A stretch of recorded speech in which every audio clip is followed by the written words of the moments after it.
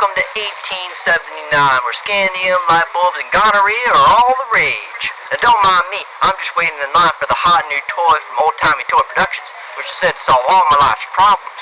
So when I buy this thing, it ought to come with nothing less than pure happiness and the solution to my marriage.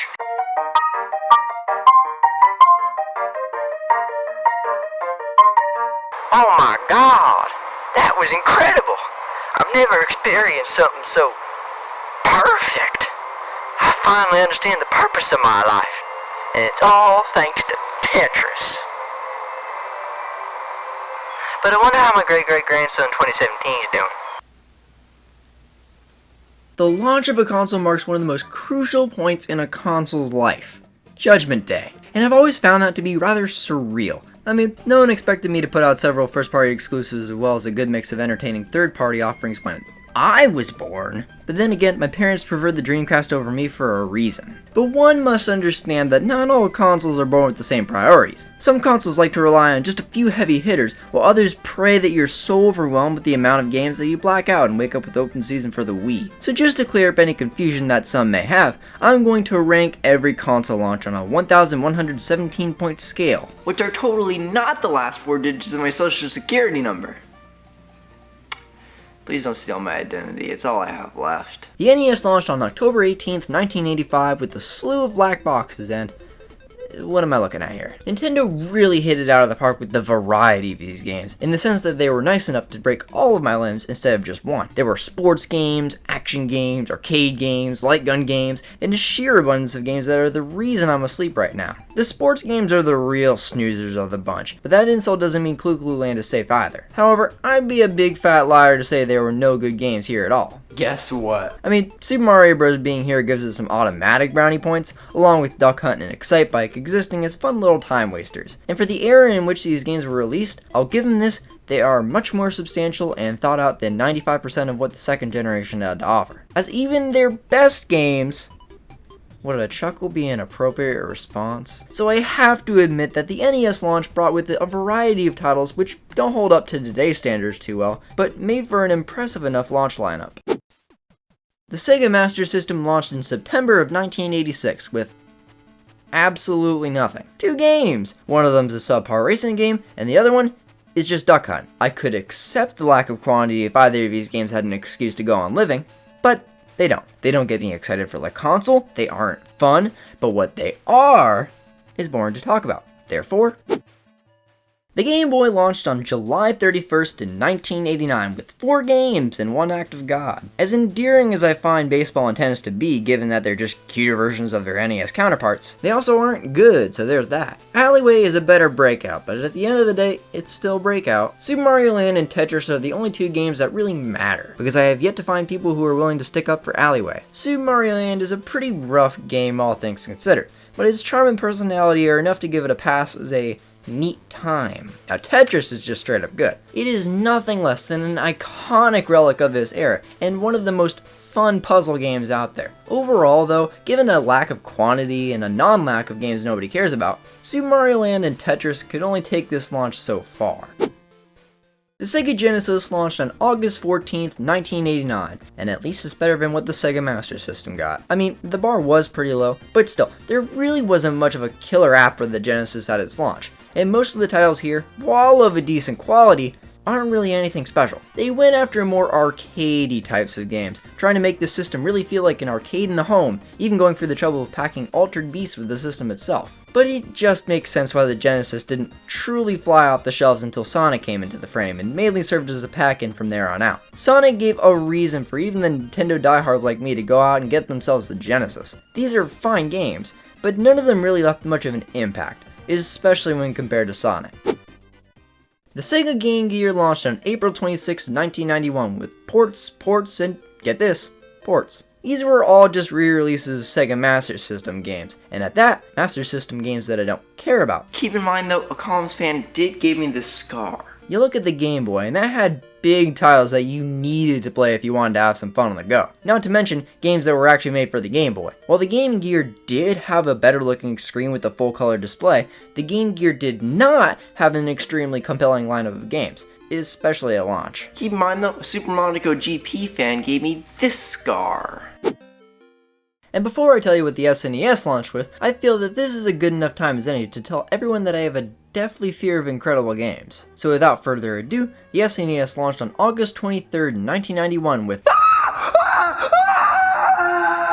F-Zero, Pilot Wings, Gradius 3, SimCity, and Super Mario World? What in God's name do we do to deserve all of these games? A lot. There are only 5 games here, but these are all quality titles that are some of the console's best. All of them are in different genres and would easily entertain someone for a very long time. Like, I didn't get Super Mario World the first time I played it, but after the 93rd time, this game's a masterpiece. These games weren't just showcases for what the SNES was capable of. They are true classics that have endured the test of time and are still beloved to this very day. Now that is what you call a superb console launch. I wonder what console will have to follow that up. You gotta be kidding me. The Sega Saturn launched on May 11th in 1995, and it's on fire. The Saturn launched way before it should have, so that Sega could do a sort of surprise launch in the middle of the year, rather than a reasonable one during the holidays. The Saturn launched with Panzer Dragoon and Friends, and I don't know man, these are some pretty bad friends. Bless their hearts, but Virtua Fighter and Daytona USA were not ready for release, and were obviously rushed out the door just to meet Sega's incredibly limiting launch window. Everything else was, This was a terrible launch, and while it had Panzer Dragoon, it was a terrible launch. Just about everything surrounding this launch was completely mishandled, and it's what signaled Sega's descent out of the console market. They really did this to themselves.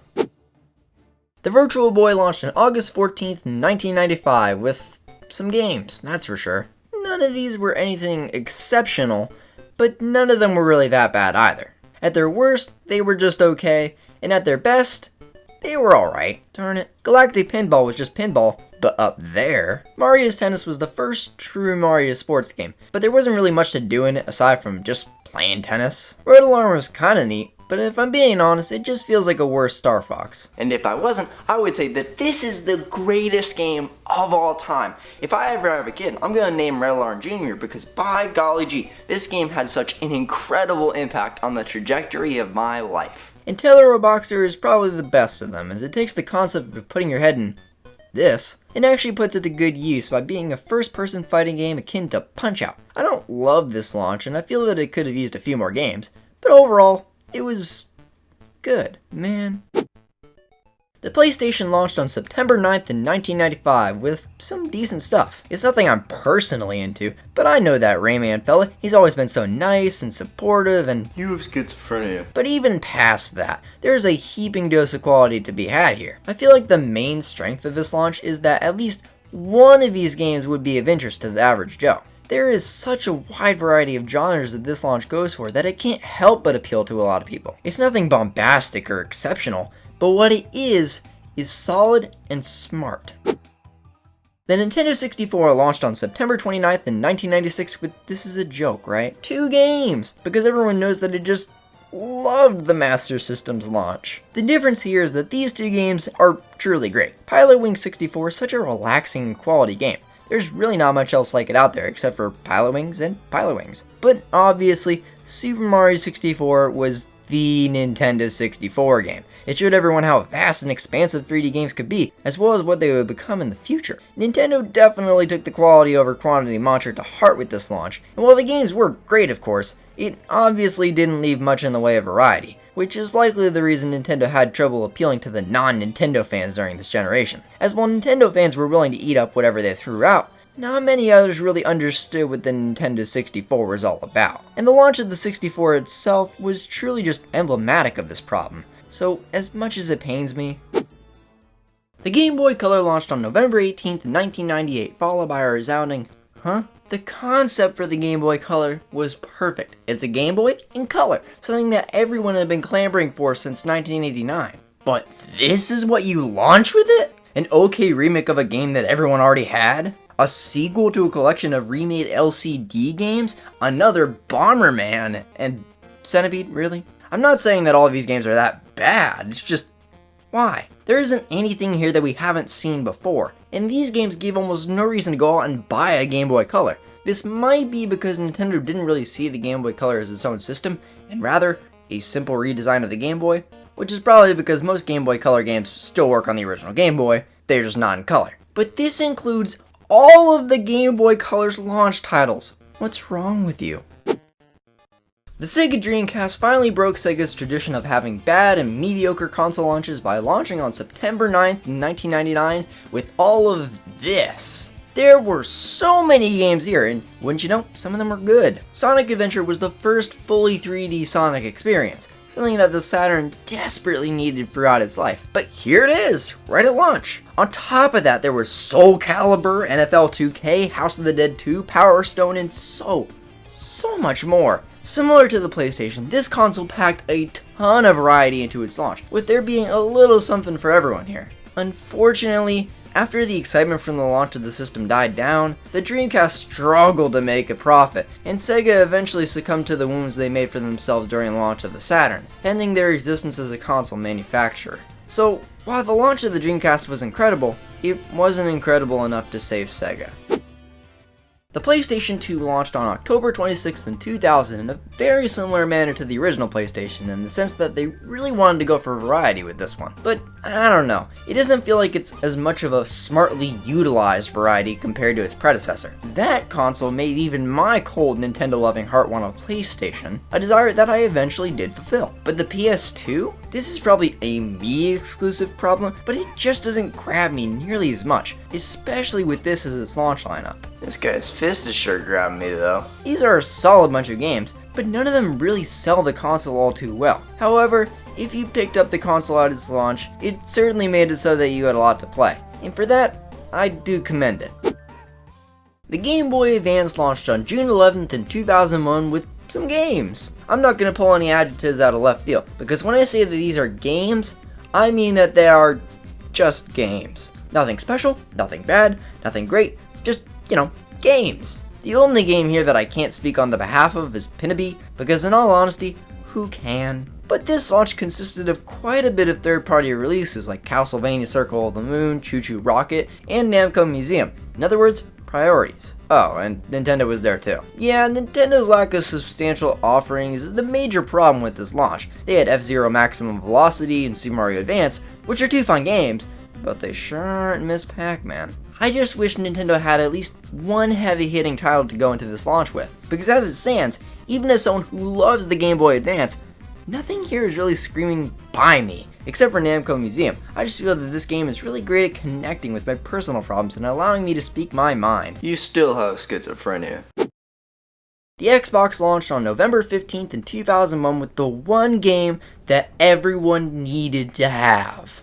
Shrek, with Halo in a distant second place. But there were plenty of other titles here to make the launch worthwhile. There was Tony Hawk Pro Skater 2, Dead or Alive 3, Oddworld Munch's Odyssey, Cell Damage, and a lethal dose of sports titles. There were just too many of them here. This is one of the few cases where I feel that they could have done away with a few launch titles in order to keep it from being oversaturated. Because if the authorities ever ask how I met my end, just tell them it was Madden 2002. A solid launch, no doubt, but it was just a tad bit unfocused. The GameCube launched on November 18th in 2001 with the reason that Nintendo lost during this generation. Almost all of these are extremely high quality titles, but it's nothing that would excite someone who didn't already own a GameCube. I personally love Luigi's Mansion and Wave Race Blue Storm, but what I've begun to realize is that around this many people don't. But there was also some incredible third-party stuff here too. Crazy Taxi, Tony Hawk's Pro Skater 3, Super Monkey Ball, Star Wars Rogue Squadron 2, Madden 2002, oh man. This launch wasn't for everyone, I'll certainly take that into account. But I cannot deny that there were some very high quality titles present here that gave purchasing the GameCube at launch a sense of worth. Just not much of one to the average person. The Nintendo DS launched on November 21st in 2004 with the feeling of embarrassment. Just a steaming heap of nothing, with Super Mario 64 DS sitting on top as the only game here being worth a glance. Super Mario 64 being portable for the first time was definitely impressive, even if some of the changes they made weren't all too incredible. But as a whole, it was more than good enough. Ping Pals. The rest of these games weren't worth diddly squat, and all that was packed in with your console was a demo of Metroid Prime Hunters, a game that didn't even release until 2 years later. It's a neat bonus, but it does not change the fact that there's almost nothing here. I have to say, this is the most proud I've been of not being alive in 2004. I want no part in this. The The PlayStation Portable launched on March 24th, 2005 with the collective "Thank God we have Ape Escape." Everything else was There was Twisted Metal, just like how I was interested. But aside from that, yeah, this launch kind of blows in my eyes. I know that some people do like this selection, but to me, the third-party support is very mediocre and uneventful. There isn't really that much to talk about here, but Ape Escape is Ape Escape. I can't imagine many people complaining. Oh.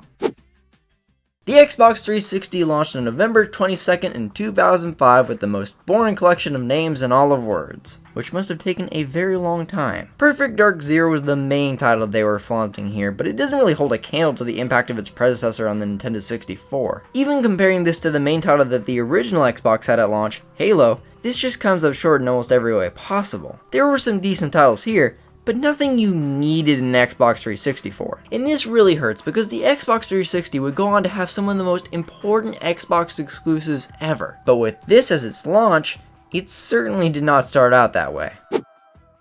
The PlayStation 3 launched on November 17th in 2006, and this is even worse than what Xbox had! This was in an era where Sony was getting a little cocky, thinking that people would just buy a PS3 because the people love us.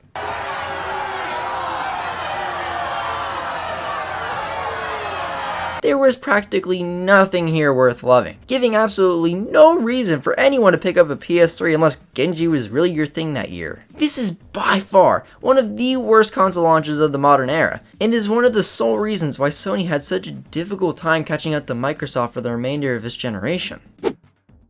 The Wii launched on November 19th in 2006, and we haven't had a launch this good since the GameCube. There was a steaming pile of garbage to be had here with all these licensed kids games. Open Season, anyone? But come on! Legend of Zelda Twilight Princess and Wii Sports are some pretty neat titles to be had at launch. Excite Truck was really cool too, and while the overabundance of absolute filth present here does sour the launch quite a bit, the good titles were really good titles, making for easily the best launch of this generation.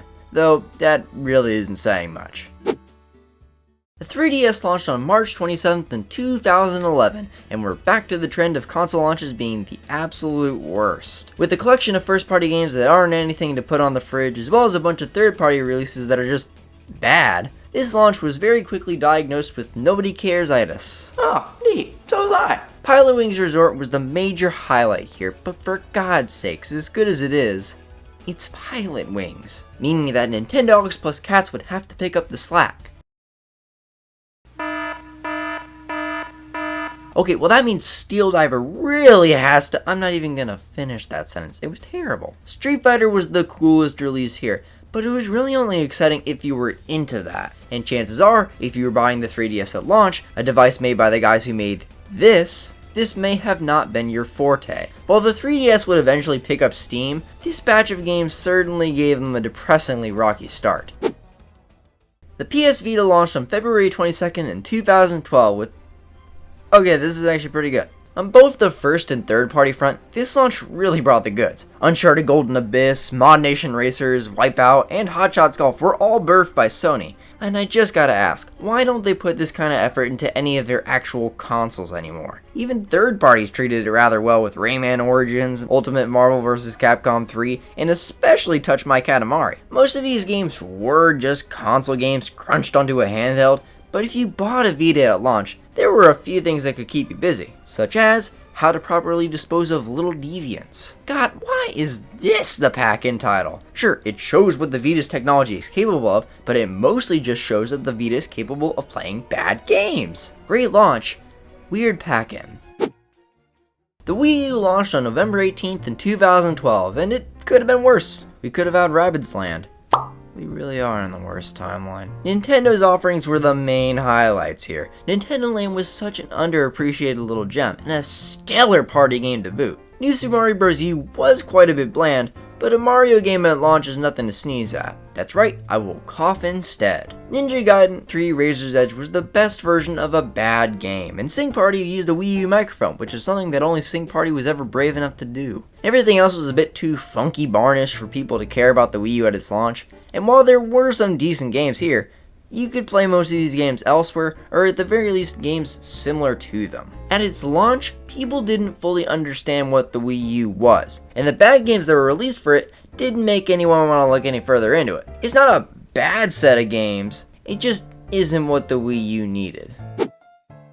The PlayStation 4 launched November 15th in 2013, and this is what I'm talking about when I said that Sony doesn't put any effort into their console launches. This is abysmal! Bad exclusives, games that you could just get on the PS3, and games that would also be available on the Xbox One when that released just a week later! If Microsoft hadn't shot themselves in the foot with the build up to the Xbox One, Nintendo wasn't busy supporting a corpse, and Sony didn't have any actual games on the horizon, the success of the PS4 could very easily have never happened, because this is their worst launch yet. The Xbox One launched on November 22nd, 2013 with a lineup that is absurdly similar to the PS4, but at the very least, it had Dead Rising 3 and Forza. I'm not really into either of those games, but it makes this, at the very least, a bit better than the PS4 at launch. Still, it has a very strong Angry Birds Star Wars twang that it just can't seem to shake. The Nintendo Switch launched on March 3rd in 2017, and this is tough. Almost every title here I have a problem with as a launch title. Even Breath of the Wild, which was a masterpiece, also released day and date with the Wii U version, which is largely the same exact thing. 1-2 Switch is only fun the first time you play it, and after that, never again. Just Dance 2017 is Just Dance. Super Bomberman R is a rather unpolished Bomberman game, and Skylanders Imaginators? I got nothing. To be fair on Breath of the Wild though, no one had a Wii U, meaning let's forget I ever existed. Having a Zelda at launch, considering the state of Nintendo in 2017, was very cool. It's just that this launch had nothing else going for it. The Xbox Series X launched on November 10th in 2020. And fellas, I think this is it.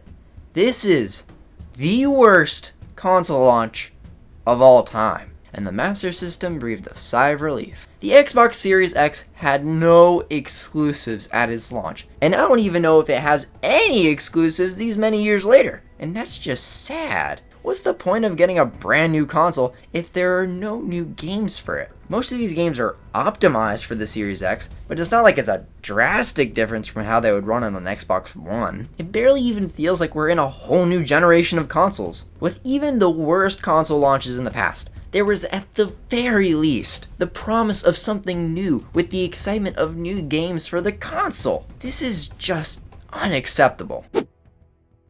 The PlayStation 5 launched just 2 days later on November 12th in 2020, and this is not much better. It's just a lot of the same stuff from the Series X's launch, just with the addition of 2 actual exclusives. I mean, one of them might only be a tech demo while the other is a remake of a PS3 game, but dear God, I'll take what I can get. Overall, most launches stink, but that doesn't keep the consoles that are attached to them from growing some incredibly dense and impactful libraries. But that doesn't change the fact that first impressions are important to the whole existence market. If a console doesn't already have a dedicated fanbase that'll buy the console no matter what, it's crucial that the games the system releases with get a favorable reaction. But it's sad to see on some occasions that a botched launch can have some devastating impacts, with the Sega Saturn being the most obvious to point out. So I feel it's safe to say that thanks to a bit of luck and some companies seeking to make their consoles as appealing as possible, we've had some pretty great console launches over the years, and I wholeheartedly believe that we'll continue to have many more in the future. But that reminds me, I wonder how my great-great-grandfather in 1880's doing. Well, after going on to have a successful career as a wheelbarrow manufacturer, I now live in a mansion beside a lake and make an 8-figure salary. But I know my great-great-grandson in 2024 is going to need some entertainment to keep him busy. So I went out of my way to buy him a launch title for one of his favorite consoles. I just hope that it makes just as much of an impact on his life that Tetris made on mine.